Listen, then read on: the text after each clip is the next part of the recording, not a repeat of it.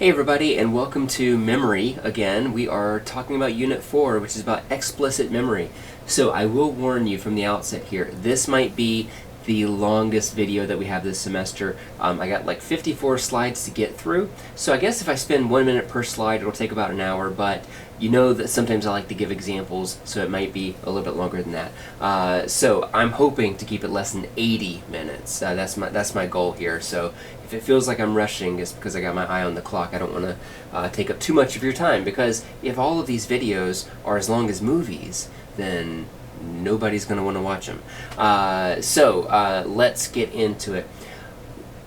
Just as a quick recap of where we are now, we talked in Chapter 1, or Unit 1, about what memory is. Chapter 2, we talked about the forgetting curve. So we talked about Ebbinghaus and about how we forget, and how the things that we do remember, we tend to remember for a really long time, and how we forget most things around us. And then Unit 3, the previous unit, we were talking about the Atkinson and Shiffrin model of memory, which is all about sensory memory versus short-term memory versus long-term memory.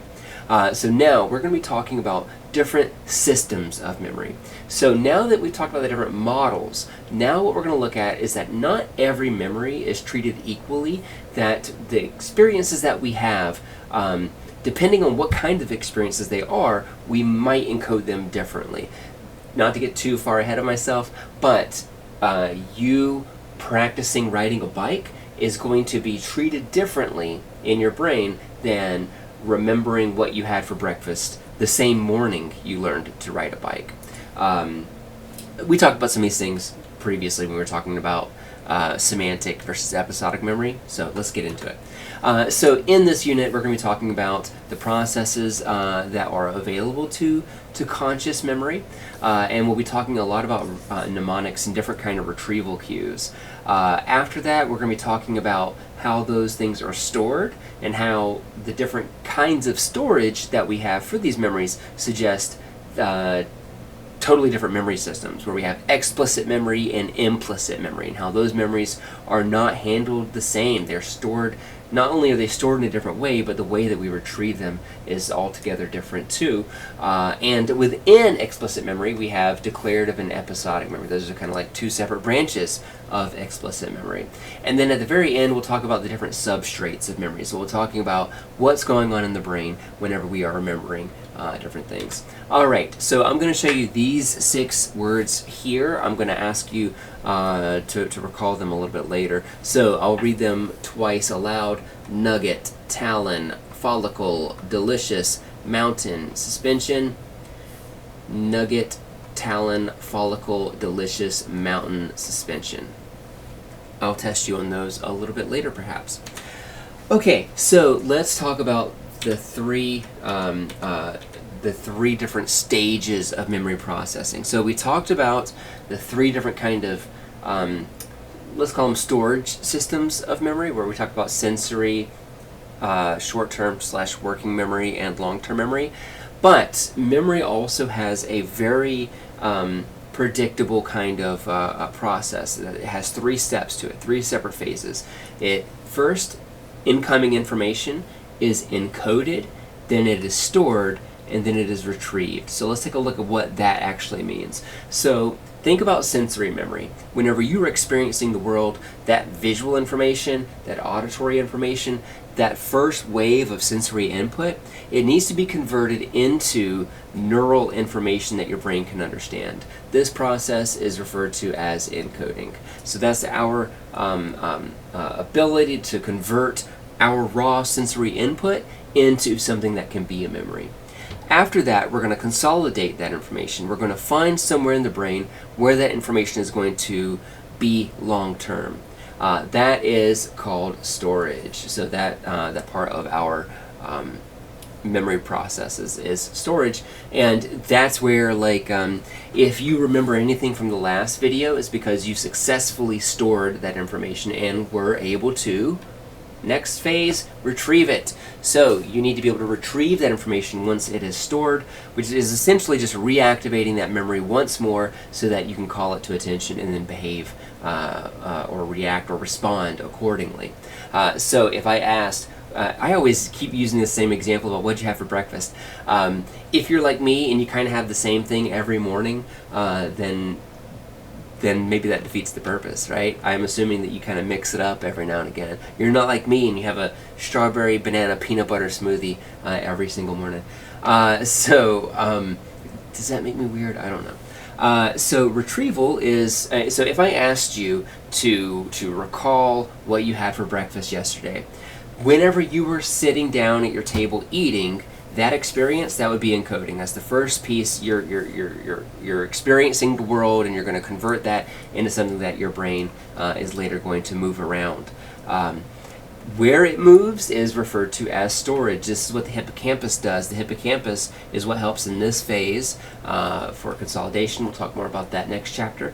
And then finally, if you're able to tell me, oh, I had oatmeal, then that means that you were able to reactivate that memory that was stored somewhere in your cortex. And that is how memory works.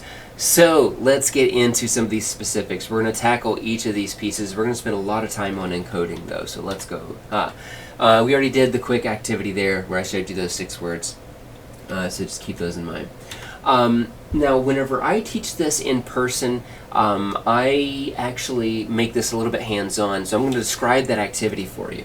And so you have to imagine that you're sitting in a classroom experiencing this. But I have 3 separate sheets of paper that have a list of words on it. They're the same words, no matter what. But the instructions are different. For one group, for one sheet of paper, it says, I want you to detect whether or not any of these words have a uppercase or lowercase. If they have an uppercase letter in it. If they have an uppercase letter on it, put a check by it. The next group of, and so we're going to refer to that, I'm going to say this is group 1 that we see here. Group 2, I have the similar thing, same words, but I ask if this word rhymes with bread, then give it a check mark. And so that's going to be group 2. And then group 3, again, the same list of words, but I ask them, if these words fit into the following sentence, I'm going to give it a check, and then the sentence is something like, Cindy walked to the grocery store and bought blank. And so if the word fits into that sentence appropriately and grammatically, then give it a check mark. I never asked the individuals to think about remembering any of these words. It was purely, just follow the instructions. This wasn't even during a memory chapter, I don't believe, that I normally do this. So, depending on the instructions, what we find is that when I do a pop quiz later in that class and ask them to try to recall as many of those words from that paper as they can, that depending on what instructions they got, that actually changed how well they were able to recall those words. So this is moving from weakest to strongest encoding. What we have here is what's referred to as the levels of processing. The levels of processing are essentially just 3 different ways in which we encode the world around us. We can do it visually or structurally, which is where we're primarily focusing on what does that image look like. We can do it acoustically, which is where we are thinking about, okay, what does that sound like? Or what is the verbal code that I am thinking of whenever I reference that object? And then we have the third, which is semantic, which is encoding the actual meaning of that object or of that word. So if I'm asking you to look for an uppercase or lowercase, you can see that that's you attending to the visual aspects of that word. If I ask you if it rhymes, you're attending to the acoustic properties of that word. And if I ask you if it fits into a sentence, you're thinking about what it means, which is semantics. And what we find is that whenever people tackle it like this, where they're thinking about what these words mean, when they're tested on it by surprise later on, people seem to remember them much better whenever they encoded them semantically. And this is kind of what you're looking at here in this figure. This is from Craik and Tolving in the 70s. Craik and Tolving did a lot of work like this in the 70s. This article, there's also one from 1972 that gets brought up a lot. Tolving, we're actually going to talk more about him throughout the semester too, because he is the episodic memory guy. So they were working together for this as a spicy collab. So this is referred to as an incidental learning task, and what that means is that the participants don't know that they are doing a learning task. They don't know they're doing a memory task until later when they get a pop quiz. And so you can see the exact things that the instructions that I gave you earlier. This is the percentage of words that are recalled based on those instructions. So if you were asked, does this fit into a sentence, you're doing twice as good, more than twice as good, than if you were just remembering what it looked like. I relate this back to, and I'm trying not to get off on a tangent, but I relate this back to my days of studying with flashcards. If you're working with a flashcard and you're trying to remember a definition, you've probably experienced this before too, where sometimes if you're rushing through it, what you'll really remember is how those sentences look on the flashcard, right? And then whenever you go to take the exam, if the question is that if it doesn't look exactly like the words you saw on your flashcard, you don't remember and you miss that question. If that's the case, then you are following that visual, structural level of processing. If you see those flashcards and you use them to remember what the definitions sound like, so you're able to repeat the definition from heart, but you're maybe not able to explain what it means, then that is encoding it acoustically, which is a little bit better, right? It's 5% better. But if you want to do the best with those flashcards, then you should know what that stuff means, not just what it looks like, not just what it sounds like. So the best way to remember things is to think about the meaning of that information and how it relates to you, why it's important. All of these things can make it easier for you to remember in the long run. This is referred to as elaborative encoding. The more that you spend time trying to encode something, the more you spend time trying to think about, why is this important to me? Why do I need to learn it? How does this relate to what I've already learned? How does this relate to things I've experienced in the real world? The more you do that, the more you elaborate on that, the better, the more salient that memory is going to be at recall, so that you can retrieve it and act on it more easily. Alright, so here is another example from Craik and Tolving in the 70s, where they looked at sentence type. So they were looking at, again, another incidental learning task where they were asked to look at these sentences. If the sentence was simple, in other words, it only had one main clause, so it would be something like, Juliet went to the grocery store. Everybody in my examples go to the grocery store, apparently. So that's one sentence, versus if I said, Juliet went to the grocery store and she saw Mark there. What happens is, you might think that people would have a better memory for the short and sweet sentence, but that's actually not true. That people do a better job with these complex sentences, where they're either compounded, or it would, another example would be like if you had like, because she ran out of flour, comma, Juliet went to the grocery store. People would be more likely to remember that information better than if I told you, Juliet ran out of flour, and then in the second sentence, Juliet went to the grocery store. Alright, so that is elaborative encoding. Let's talk a little bit about retrieval now. So here is a big idea for this class. This is one of those main ideas that I hope everybody takes out of here, is that retrieval contexts matter. In other words, and this is not just true for memory class. I think you'll find that this is true and explanatory for all sorts of behavior. And this is actually, even whenever you think about it, much more like kind of learning type of thing. If you've taken learning with Dr. Reyes or Dr. Andrade, then this will be very familiar to you, I think. That where we are and what we are doing and when we are retrieving a memory, the ability for us to do that depends on the circumstances in which we first learned that information. So how well you retrieve a memory depends on where you are retrieving it and how closely it matches where you encoded it. So to give you a very easy to relate to example of this, think about whenever you are taking an exam. When you're taking an exam, if you are learning in the classroom and then you take it at home, or actually, no, better yet, let's say that you are learning a lot of stuff at home, and then you have to come to class on campus to take an exam. That is usually very difficult because the context in which you're retrieving that information is very different than the context in which you encoded it. You encoded it maybe at 10 p.m. at night in your, in your bedroom with your laptop on your chest while you're lying in your bed or whatever, right? And you got music playing or whatever. Whenever you go to retrieve it, it's in the morning, it's on campus in an unfamiliar classroom, you're uncomfortable, and you don't have any of that same music or any of those same other kind of retrieval cues around you to help you retrieve that information. And so you might struggle on that exam because you have all of this context so dissimilar to how you would later retrieve it, or sorry, how you would encode it earlier.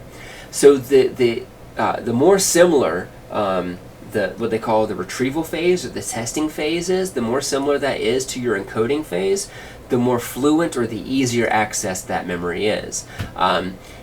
If not, then you're going to have some level of interference and usually have decreased accuracy on that stuff. So in other words, the less similar your encoding phase is to your retrieval phase, the more difficult you're going to find it is to access those memories and to retrieve it.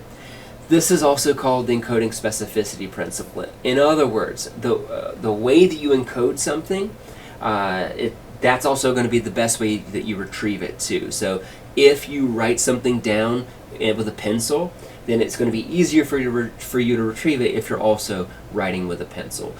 Students usually will say like, oh, this is like bubble gum, right? Like if you're studying, make sure you're chewing one flavor of bubble gum, then when you go to take the exam, you put in that same flavor of bubble gum, and yes, it's the same idea where by doing that, you're trying to make your retrieval phase as close as possible as the learning phase or the encoding phase.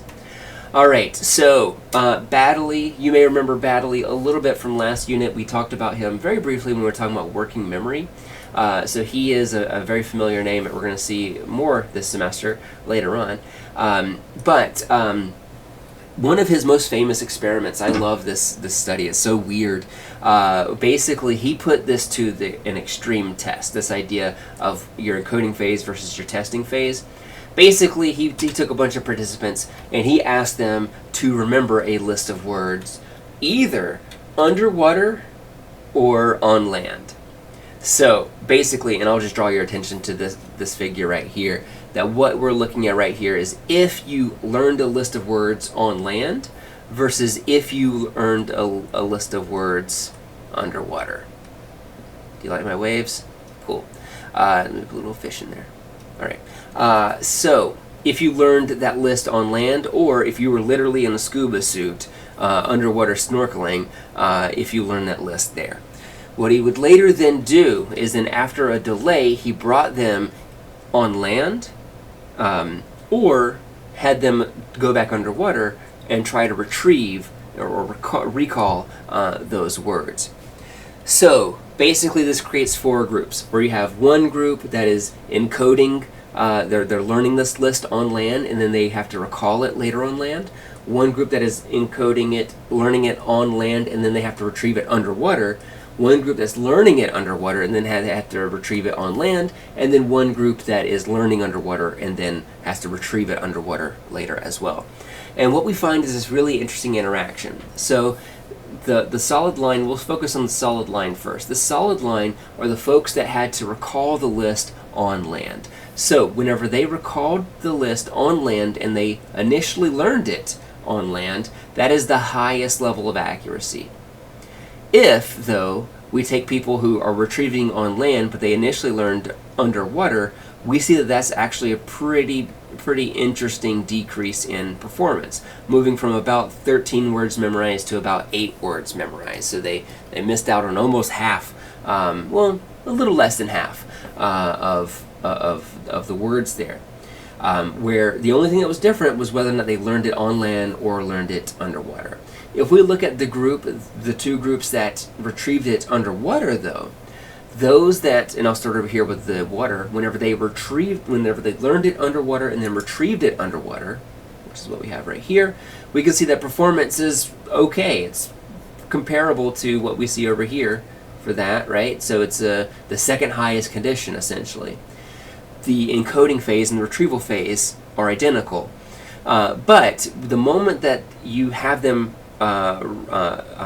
learn it on land and then retrieve it underwater, which is what you see right here. So they learn it on land and then you put them in a scuba suit and then they have to recall it underwater. It drops pretty dramatically again, right? So we got a drop of about 4 words there. So the context in which we retrieve and encode this information matters. But this also extends to internal states as well. So state-dependent learning is when we consider that our physical state, our physiological state, is just like our surrounding environment. So in other words, if you are in the same emotional state when you retrieve something as you were when you encoded it initially, it's going to be easier for you to do that versus if you're feeling really crappy right now, trying to remember something really positive that happened to you a couple of months ago. And that's one of the things that kind of facilitates and maintains depression, right? Is because whenever you're feeling sad, feeling depressed, feeling overwhelmed, it's very hard to remember those things, how you felt whenever you weren't feeling that way, or the events whenever you were happy. That's what I'm trying to say. Another way to think about this is that if you are drunk or inebriated, you're going to remember other things that happened to you when you are drunk. And you know this because, and this is true for when people get drunk or when they get high, most of what they want to talk about is other things that happened whenever they got drunk or high in the past. So what this means is that if you're studying for this exam and you're studying for it while you've been drinking, it might be in your best interest to take the exam while you're drinking too. Obviously, that is a joke. I am saying, please do not do this. Please do not actually get drunk while you're studying, and please do not get drunk while you're doing an exam.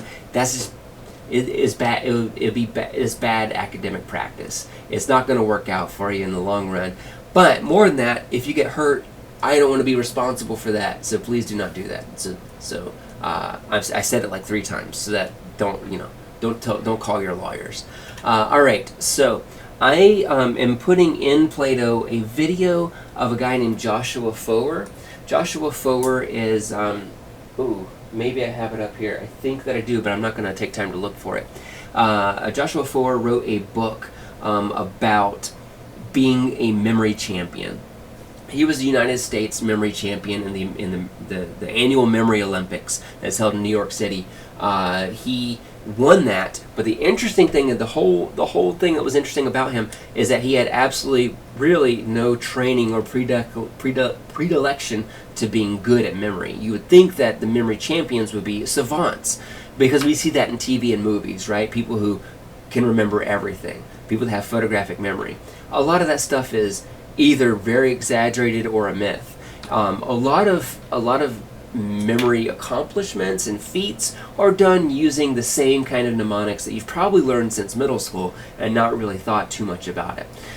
So Joshua Foer wrote this book called Moonwalking with Einstein, and previously when I've taught this class, I had it as an assigned text, but people weren't reading it, so I no longer assign it. But if you're interested at all in this class, I would highly recommend this book because it's very easy to read, and it explains a lot of memory stuff, a lot of things we're going to go over this semester in very easy, understandable ways you don't need a psych major to do. But it's interesting seeing this everyday guy just kind of go on and learn all these memory techniques and then become a champion in it. So I have a couple of videos on Play-Doh that you can find with him in case you're interested. But I'm going to tell you a little bit about how you can use mnemonics and other kinds of retrieval strategies to maximize your memory.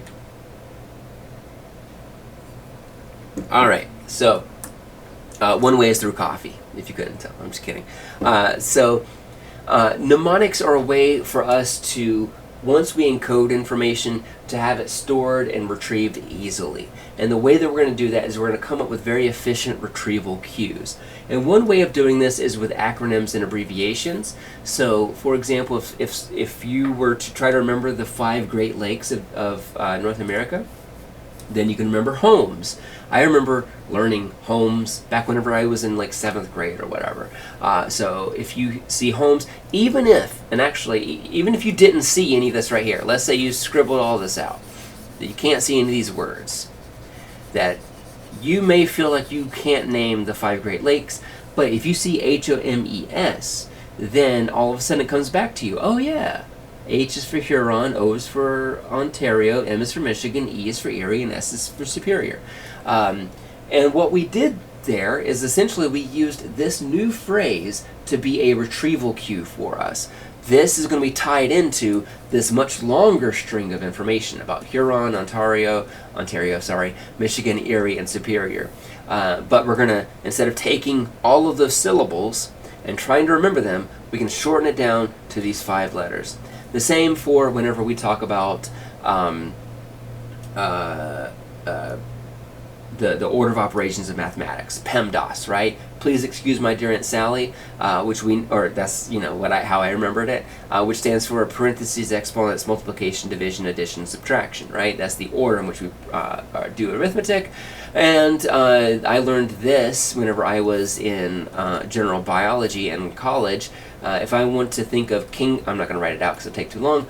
If I want to come up with a biological taxonomy for animals, so how do you classify and label an animal? You first do it with the kingdom name, the phylum name, the class name, the order name, the family name, the genus name, and the species name in that order. But it's much easier for me to remember kings play chess on funny green stools than it is to try to remember the very arbitrary 7 words of kingdom, phylum, class, order, family, genus, species. It's much easier to get that order correct if I come up with a fun little sentence like this. Roy G. Biv is another one, right? Roy G. Biv for the colors of the rainbow. We also do this whenever we are trying to learn things. We can try using songs. This is, whenever you're learning the alphabet, when you're a child, you get all of those letters in order by turning it into a song. And we do that, and it helps us remember the order. And also the quadratic equation, which in case you don't remember, I'm going to sing that song the way I learned it to Frere Jacques. X equals negative b, x equals negative b, plus or minus the square root of, plus or minus the square root of, b squared minus 4ac, b squared minus 4ac, all over 2a, all over 2a. Thank you, round of applause, thank you very much. But that song saved my butt in 8th grade because I would not have been able to remember the quadratic equation, which you may remember is what you use to solve, for equations that look like this, like that. If you're trying to solve for x, you plug it into this. Oh, the good old days, right? So we use songs and rhymes because recalling that song is much easier, more efficient for our mind to do, our brain to store it, than it is to actually try to remember this stuff visually. These techniques work because it makes those retrieval cues very simple and very efficient by relying on things that the human brain is predisposed to being good at doing. Rhymes, for example. Humans can remember rhymes much easier than words that don't rhyme together. We're able to remember locations and spaces, the layout of spaces around us much easier than we are lists of information, and other things like that too. So we're talking about remembering things visually. You may have heard of the memory palace before, or the method of loci. I don't know if anybody remembers this. There was a Sherlock miniseries. This would have been like 10 years ago by now on the BBC with Benedict Cumberbatch and Martin Freeman. That when it came out, everybody loved it because it was like 3 seasons and every episode was like 90 minutes long, and it was only like 3 episodes. So it was early binge watching culture. But there's a very famous episode involving the memory palace in one of those. I'm not going to spoil it for you. But so you may have seen it in a TV show or in a movie before, this idea of the memory palace. The idea is that you're going to store information in a mental location where you can think about your childhood home for a second. If you close your eyes, and I invite you, just close your eyes and just be me, or you're closing your eyes and you're just hearing me talk. If I ask you to remember the home you're living in right now, if I ask you to close your eyes and to imagine yourself walking through it, there's a good chance that you'd be able to do that. You'd be able to close your eyes and imagine, like, if I asked you to get up and walk to the door, which path would you take? What's the closest, fastest way there? What way is, can you do it and not trip over something? You could do that because our brains are very good at doing that. Our brains are very good at kind of encoding spaces around us. And the method of loci is basically taking that instinct, and you can open up your eyes now if you still haven't closed, is taking that instinct and making retrieval cues out of that. So, and this is an old Greek tool because way back in the days of Athens, senators would go on these long monologues and speeches and debates, and they would give, these hour-long lectures about the nature of society or whatever. And they didn't have paper really. You might have, I don't even know, I guess you could have papyrus maybe, but that stuff was expensive, dude. You wouldn't just write anything on papyrus. It better be something, really important. And same goes for like chiseling stuff up.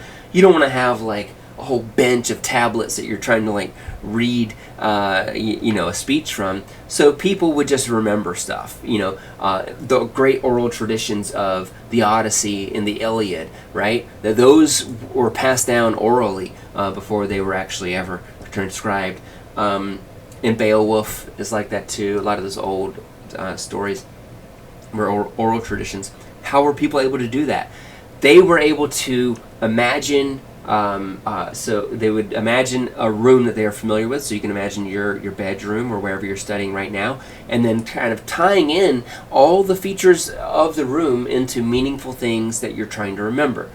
So for example, and I'll give you like my example, whenever I was first teaching cognitive psychology, I wanted to test this stuff to see if it actually worked, and so I remembered the whole sequence of presidents in order. And the way that I did, because I was in grad school, I remembered my house, and I remember like, all right, I'm pulling into my driveway, and I can imagine George Washington is chopping down that first tree because George Washington was the first, and the reason why he's chopping down his tree is because he chopped down the cherry tree and he couldn't lie about it. That's like a notable fun fact about him.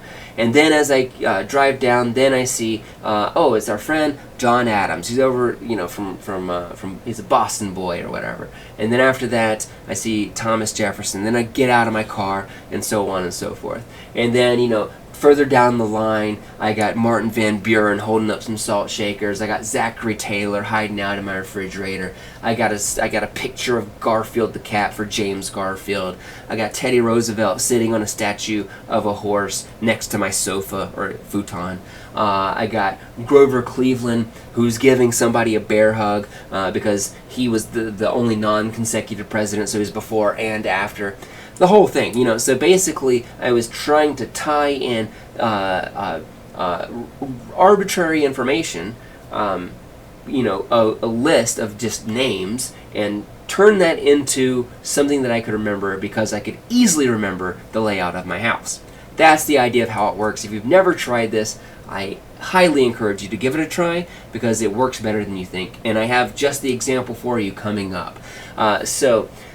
People, whenever they want to do this with numbers, it's still really hard to do that with numbers, but people find it very impressive to remember numbers, whether it be credit card numbers or social security numbers or the digits of pi, because as you know, the number pi, it does not repeat, so it's impressive whenever people remember a lot of numbers for it. So the way that people remember numbers is through something called the master system, and in the master system what you're doing is you're trying to turn those numbers into letters and take those letters and turn those into words, turn those words into images, and then use those images in our memory palace. And yes, that does sound like a lot of work, and oftentimes I'll have a couple of students complain and say like, it's just way easier for me to try to remember 100 letters verbatim through rote memorization than it would be to try to do this trick where I'm converting these numbers into letters and these letters into words and these words into images and put those images in the memory palace around us. That's a lot of work. And yes, it is a lot of work. And yes, you may be able to remember the first 100 digits of pi by just doing it by rote memorization, sitting down and studying it for hours and hours on end. But if you were to try this, it feels like a lot of work and it does take a little bit of practice, but you could do this in way faster than a couple of hours. You could do, I actually think you could remember the first 100 digits of pi in 25 minutes or less. 30 minutes or less, actually. Yeah, so this is the link that I recommend you trying, because in this link, I'm not going to go over it. I'm not going to play it for you right here for the sake of time, but also I want you to tackle it on your own speed. But basically, Joshua Foer, who is the guy that I was talking about who wrote that book, Moonwalking with Einstein, he walks through a really easy way to remember the first 100 digits of pi. And in doing that, essentially, he is going to tell you to remember the layout of a house and to remember the weird things you see in that house. So, for example, you might see, well, I don't want to give examples from, well, yeah, I'll give, well, shoot, I'm just going to click on it just to show you. And I'm going to put it on silent right here just to kind of walk through the first piece. But essentially, he's taking this idea of all of these letters that you see right here, and he's going to chunk them. Just like we learned about in the previous chapter, right? He's going to chunk each of these into 3-letter bytes, or 3 number bytes. And then and as you may have seen in this example, these are all consonants. So you can create words using vowels, but just don't create consonants, because the consonants are going to be the numbers that you're trying to remember. So what he's doing here is he's taking 141, which I think is DRD. So he's going to come up with a word for DRD, which is the word druid. And so he's then going to imagine he's going to imagine a druid hanging out front, in front of his house. And then he's going to open the door. And once he opens the door, then he sees the first thing, which is going to be Muammar Gaddafi, who is Libyan, LBN. Then after that, he is going to remember somebody shouting the word shalom, SHLM.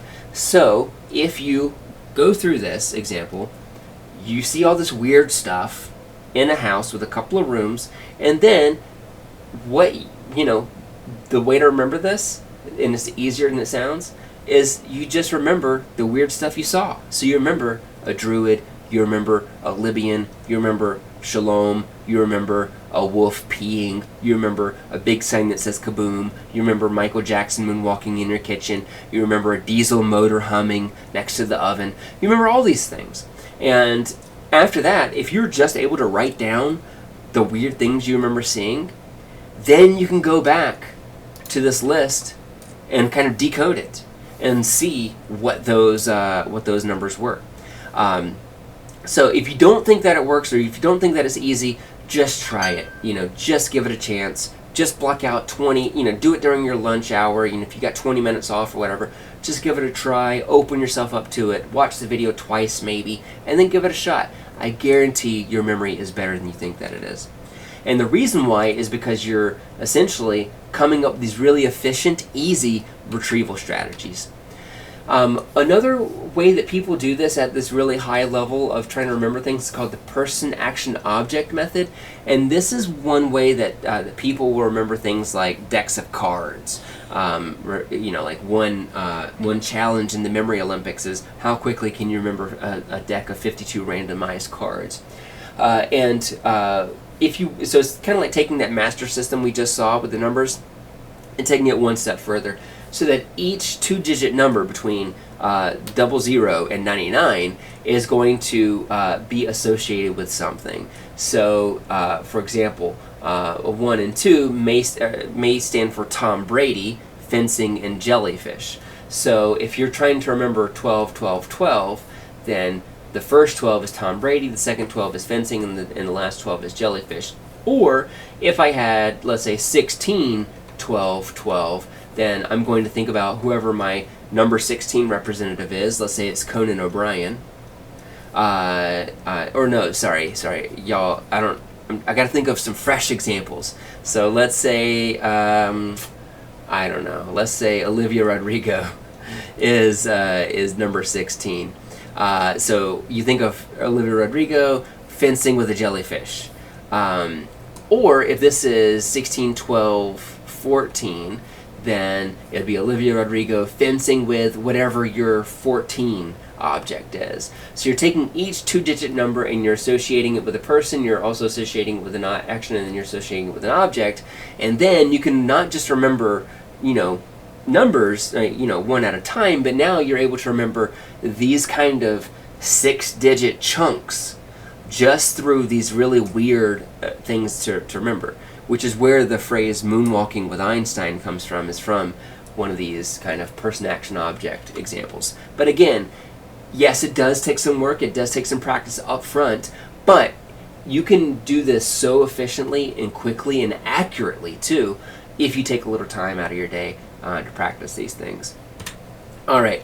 If you wanted to try to apply this, to the real world, how would you do it? Well, if you were to think about taking an exam, it can, and I know that if you're taking this online, right, then that kind of, well, okay, yeah. So here I have class time. Think about if you're taking this at home on your computer. I would recommend taking the exam whenever you normally watch these videos. And it might even help to do it in the same place that you normally do it. So if it's normally at your dining room table, then take the exam at the dining room table. If you normally do it at 6 p.m., then try to take the exam at 6 p.m. as well, because what you're doing is you're taking the encoding phase, or the study phase of that information, and you're trying to make it as close to the retrieval phase as you can. So you're going to remember, intentionally or not, if you're in your dining room, maybe you think of the table or something at the table, you associate it with something that I said from Unit 2. And so now when you're taking the exam, you see that napkin holder or whatever out of the corner of your eye, and it reminds you of Ebbinghaus or something like that. And so you're taking the environment around you and using it also as a retrieval cue for things that you learned previously. All right, so let's talk about explicit memory. So we just talked about the 3 stages, the 3 phases of memory. Let's talk more about explicit memory. So explicit memory comes in 2 separate systems. We got declarative and episodic. We got episodic or semantic. And declarative memory is another word for explicit memory. And basically what we mean by this, explicit memory is your ability to consciously recall some piece of information. So you're able to put into words what you remember. So if I asked you, what did you have for breakfast? That's an example of explicit memory. If I ask you, what is your favorite class you're taking this semester in college? That is an example of an explicit memory, because you're able to put it into words and tell me what it is you remember.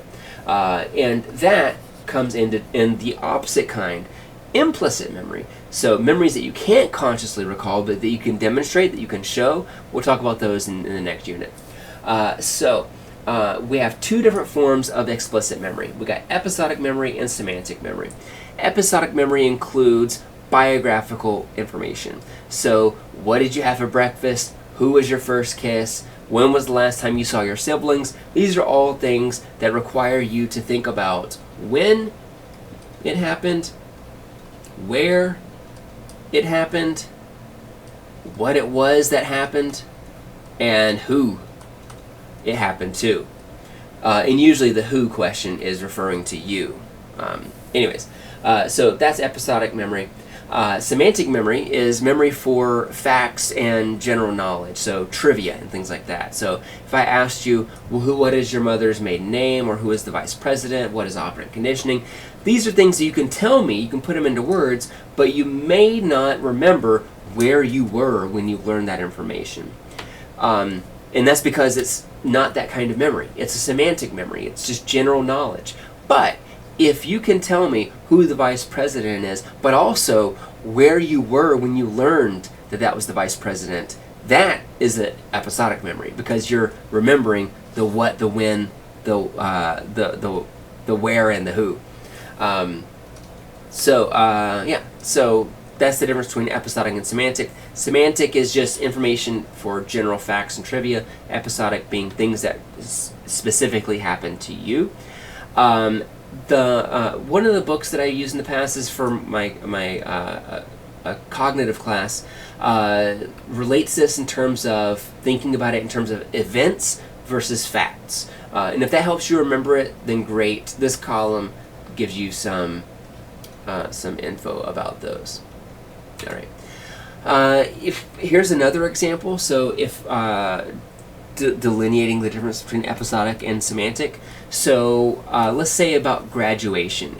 For graduation, if I asked you about where you were for your high school graduation, that is an episodic memory, because I could ask you, tell me where it took place, and you could tell me, oh, it was either on the football field, or it was in school auditorium, or it was at your neighbor's house if you're homeschooled. I don't know. Actually, I don't know if you're homeschooled. I don't know what graduation's like. I assume that you partner up with nearby homeschoolers and do that. I don't know.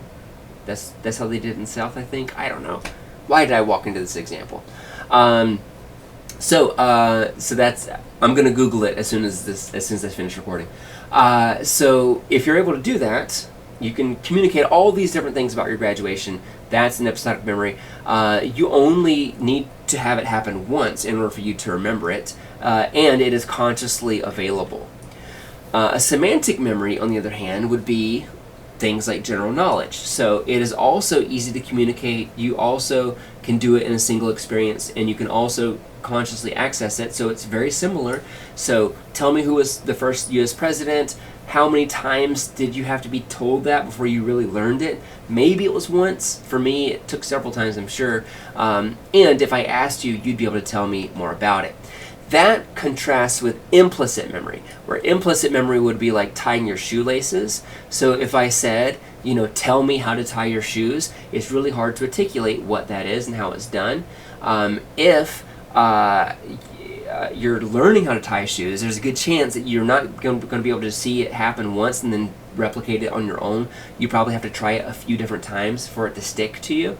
And it's usually not something that you can easily put into words. So it's usually easier for you to show how it's done. So in that way, it's not verbally accessible. So there's just ways in which episodic and semantic are similar, but how they are both different from implicit non-declarative memory, which we'll talk about next unit. I just talked about this over here. Tolving is his name was Endel Tolving. He was the grandfather of episodic memory, who really kind of codified it in the 70s. And I outlined these already. I'm going to highlight this right here, the who. Who did this event happen to? This is the reason why people are, some cognitive psychologists are very adamant that non-humans don't have episodic memory. And the reason for that is because they say that animals can't express who this event happened to. You can find clever ways of having an animal express to you, what they're trying to find, or where they're trying to find it, or when they're trying to find it. But it's much harder for them to articulate, yeah, I remember this happened to me, or this happened to somebody else. They can't do that. And so for that reason, that's my bone to pick with Endel Tolving, is that I think it's too human-centric a definition. I don't know if y'all saw that my dog poked his head, and he opened the door, poked his head, and then left. So I guess he didn't want to hear about this. But hey, he was like, hey, thanks for sticking up for me, man. Thanks for sticking up for me and the other non-humans about episodic memory. Alright, so episodic memory relies on semantic information. So even though you can talk about them separately, they're not entirely independent, because it's really hard. Try to imagine being able to tell me about your graduation ceremony if you didn't know what a ceremony was, or if you didn't know what graduation was. If you didn't, then that ceremony or that graduation wouldn't stick out to you. It wouldn't be important to you. It wouldn't be as easily accessible for that reason. And so semantic information, such as knowing what a graduation is or knowing what a ceremony is, helps that episodic memory be special and be retrievable. But also, semantic memories are also going to rely on episodic information, because semantic memories can help by having episodic things tied to them. So if you're like, yes, I remember what GDP stands for because I remember the class where I learned about GDP. In that case, you're taking those episodic events and you're helping inform that semantic piece there. So not completely independent, even though they are distinguishable from one another. I just touched on this for a little bit, but for the sake of time, we're not going to talk about it too much because somebody later this semester is going to tell us more about this. There's a research article from a few different colleagues. Clayton, that's the key author, I believe. Nick Clayton writes about this when he talks about Clark's nutcrackers. But Tulving's initial definition of episodic memory is very difficult for non-humans to be able to express, and critics refer to this as mental time travel, where basically, like, if you're trying to remember things episodically, then you're trying to remember, you're going back to your breakfast to remember what you had. It's like you're going back in time mentally, so people will refer to that as mental time travel, and it's really hard for other species to be able to say what this is, because they don't have language. If I'm asking you what you have for breakfast, and I were to ask you where you were, when you were, what you had, you're able to do that verbally, you're able to do that using language, and because non-humans don't have language, people will say that it's an episodic-like behavior instead of an episodic behavior. Scrub jays fall into this because there's this really great experiment that involves scrub jays and other nutcrackers, and how they're able to store their food and later come back and retrieve it. And so they had this really, I think this is a really genius experiment where they gave them either nuts to bury or live worms to bury.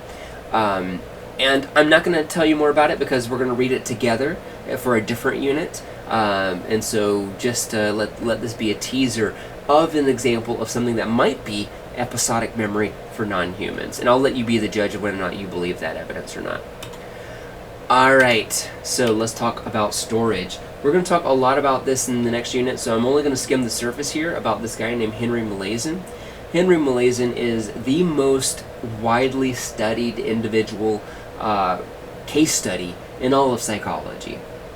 That he was 27 when he had his surgery done, and that surgery was essentially going to take out his medial temporal lobe.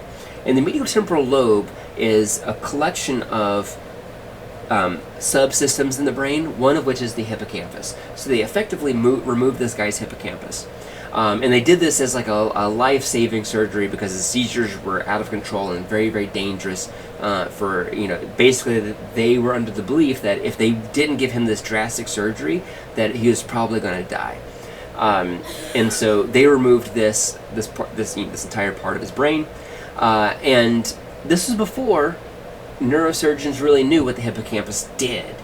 And this is how we know what the hippocampus does, is because after his surgery, HM was no longer able to create new memories. In other words, and I'll post a video for this in the implicit memory unit, but there are cases where people have their hippocampuses either destroyed or removed or whatever, and they can no longer create new memories. So they're constantly living in the now, and they can't remember what happened 15 seconds ago.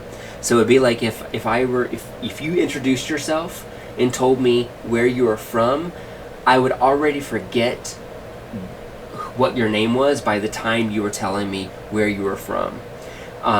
So it's like he lives in the sentence, and as soon as the sentence is over, he's already forgotten about it. So Henry Molaison, and so he lived for several decades after this, and was healthy in other regards, but had to live in assisted living for his entire life, because he couldn't function independently on his own with any degree of independence.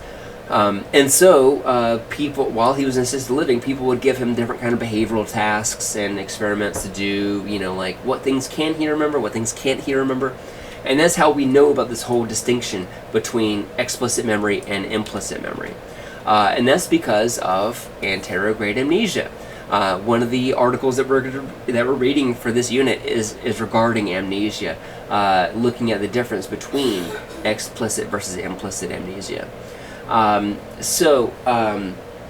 Malaysian, Henry H.M. was unable to form new memories for things that he was conscious of. So if you gave him a name or a phone number, he would remember it only as long as it was stuck in his short-term memory. The moment he stopped thinking about it, then it was gone. So you remember that like 1.5 second loop that I was telling you about, the word length effect that we talked about last chapter? Basically that's all he has, or all he had. He's passed away now. But other people that have this condition, that's essentially what it's like, is that they remember the here and now, but as soon as they stop thinking about it, it's gone. But all of his old memories from before the surgery were mostly intact. So he knew his name, he knew his parents' names, he knew where he was raised, he knew, all this other stuff. And also, and this is kind of the sad thing, is that he also knew that he was set for surgery, that he needed to have surgery done, and he was going to be having surgery in the near future because he didn't have any memory of the actual surgery. But this is how we know what the hippocampus does, is that some things he was able to remember and some things he wasn't able to remember. So when we talk about working memory, we'll talk more about HM then too, but he was unable to consolidate long-term memory. So he was unable to store those long-term memories like we normally think of them. Alright, so, and that's how we know that what the hippocampus's role is for, is that he was able to encode information, but because that information was not able to be stored, he couldn't later retrieve it. However, after the surgery, there were some really interesting things that we started to realize about memory, which is that he started showing evidence of remembering some things, and he remembered things like riding a bike, or he would remember the rules to different games like backgammon. So he had never played backgammon before his surgery, but after a few weekends of playing it with nurses, they didn't have to tell him the rules. He just seemed to know the rules. But when they would ask him about specific rules, he wouldn't know how to answer it. And if they asked him, "Hey Henry, how do you know that? How do you know these rules if you've never played this?" Because he had no memory of ever playing it before. But he wouldn't even know how to tell you, "Oh, I don't know how I know these rules." So it's like he had no episodic memory for playing this stuff, but he had an implicit memory, a non-declarative memory for being able to do that. More of that stuff we'll talk about next chapter. So this tree that I shared with you in Unit 1, this is, where we're diverging here, where we have some information over here, and then we have a lot of information coming down in the implicit memory systems. So let's talk a little bit about priming. Well, do I want to talk about priming? I'm actually going to skip over this for the sake of timing.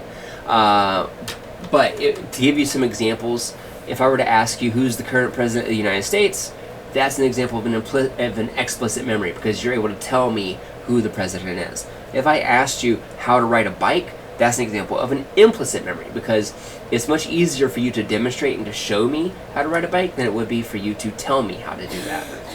The first time you rode a bike, though, that would be an explicit memory, and specifically that's an episodic memory. If I ask you to write something that you're hearing, that is an example of, this is kind of a tricky example, that's an example of,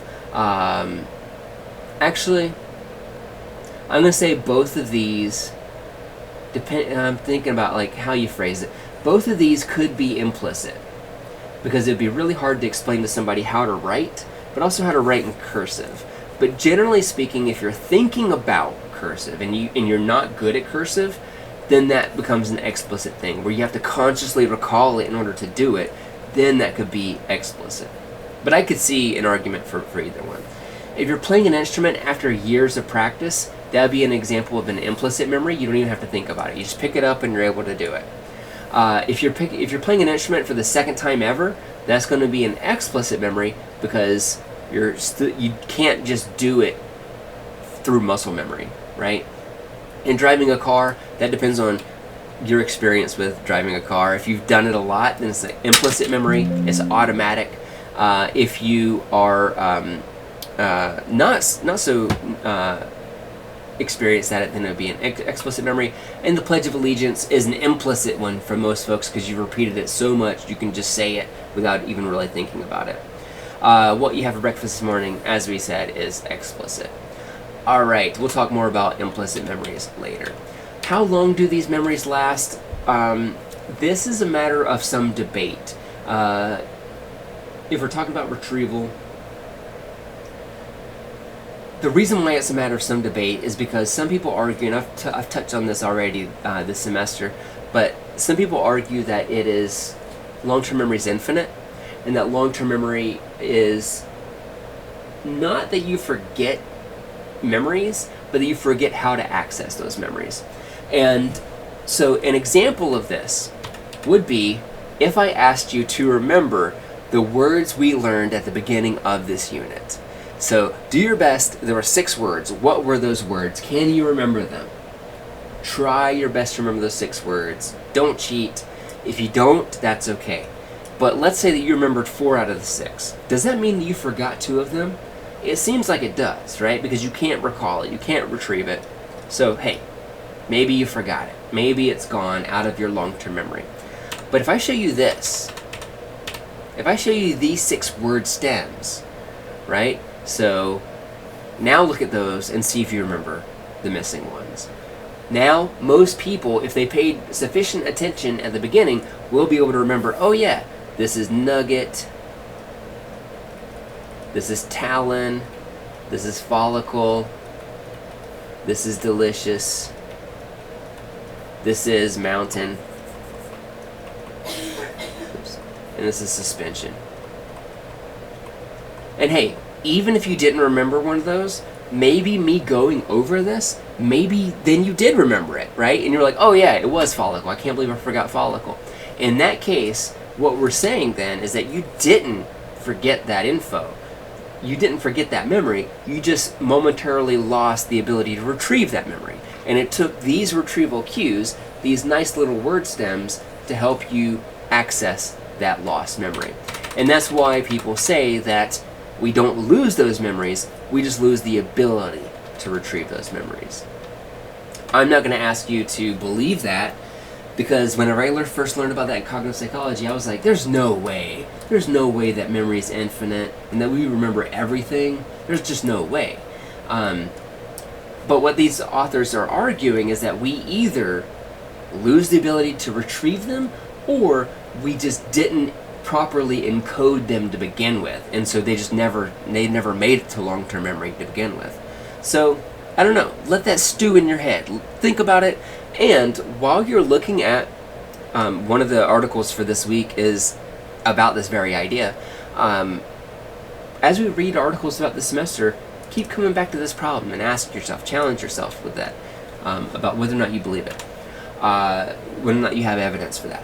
Alright, now let's quickly knock out the brain substrate. I got my eye here. I told you it was going to be 80 minutes because it's the longest video of the semester, and I think we're going to be able to finish within 80 minutes. So there are 4 key areas of the brain I want you to commit to memory for this class. That's the medial temporal lobe, which as we mentioned, is where the hippocampus is. The cerebral cortex, which is where a lot of semantic memory is encoded. We got the frontal cortex, which is going to be used for active retrieval and active encoding, and we have subcortical structures which are going to be involved in some areas of semantic and episodic memory. So let's take a quick look at these. So the medial temporal lobe. Medial temporal lobe is going to be important because the hippocampus, as we mentioned, it also includes the entorhinal cortex and the parahippocampal gyrus as well, but most times the hippocampus gets all the love in the memory research. Everyone wants to talk about the hippocampus. Even though these others do have some influence on memory as well, the hippocampus is the big one that helps us consolidate memories. Here is an example of somebody who is asked to look at this figure, copy it down while they're looking at it, and then after it's gone, do your best to remember it and to try to draw it. And so with a neurotypical control, this is what they find. And then this is somebody that does not have a medial temporal lobe, and they were able to look at it and copy it just as good as the neurotypical folk. But when it was gone and they were asked to retrieve it, they can't do it. All right. Ooh, I don't know if I want to talk about all this. This is a lot of info. Yeah, and actually we're going to come back to this later in the semester, so I'm not going to talk about this too much. But we see that the deeper the level of processing is at encoding, the more medial temporal lobe activation you're going to find. So if you are encoding something at that deepest level, that semantic level, where you're thinking about what does this information mean to me, how is it relevant to me and what I've learned so far, then you're going to have robust activation here in the hippocampus and perihippocampal gyrus too. For false memories, this is a really fascinating thing though, where if you, and we're going to look at false memories later this semester, which is why I'm not going to spend too much time talking about it here, but if you're looking at someone with a true memory versus a false memory, even if they believe the false memory, you can actually most times look and see differential brain activation for the true memory versus the false memory, even if the participant genuinely believes both of those memories. So that is in the medial temporal lobe.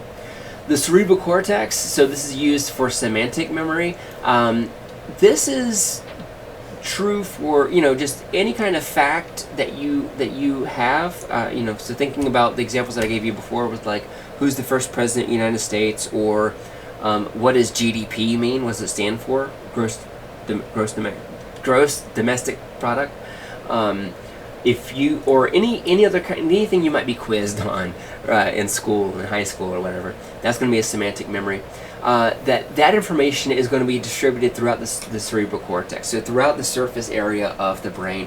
And we know this because you could take an electrode and stimulate different parts of the brain and have it activate different kinds of sensations and memories as well. So that's basically the key, the crux of what I wanted to emphasize here. Here, what we're looking at is, and this is happening in the hippocampus, so it's actually in part of the medial temporal lobe. But we could take certain areas surrounding the hippocampus in the cortex, and if we stimulate that, it can conjure up images of an individual. So in this really strange study, what they're looking at is this guy from The Office, Steve Carell.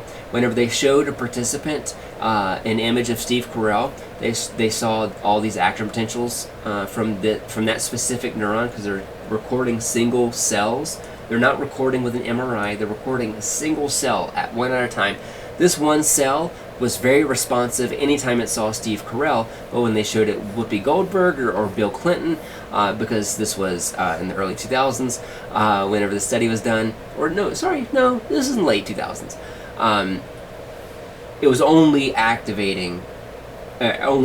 whenever it looked at Steve Carell. Then, if you would have the participant close their eyes and you stimulated that electrode, you activated it manually, that individual would be thinking about Steve Carell, which is really weird to think about.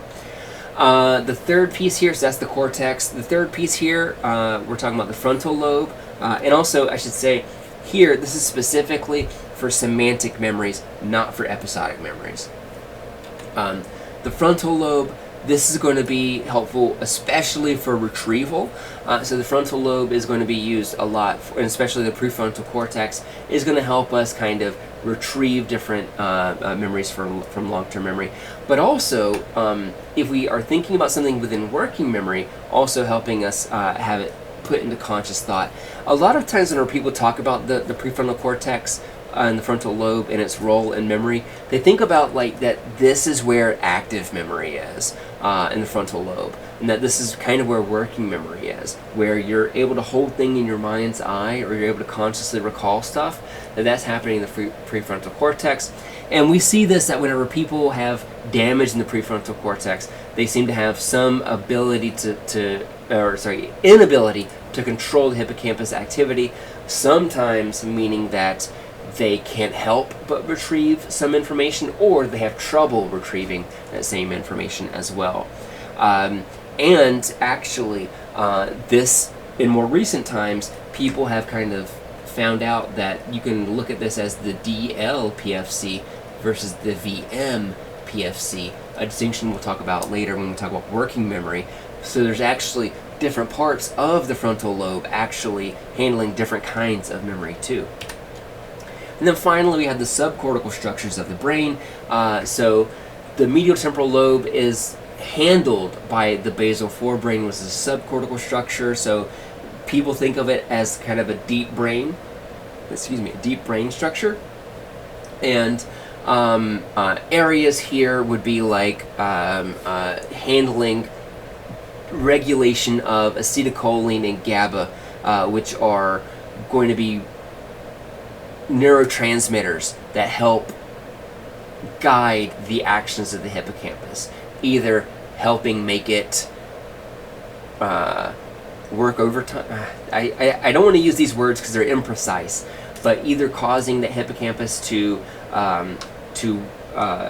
consolidate things more than usual, or to fail to consolidate them like usual. And what we find here is that if someone was to have a stroke in this area, which is somewhat common actually, that people that have strokes in this area have a hard time knowing what was actually a consolidated memory versus what was like a semantic thing.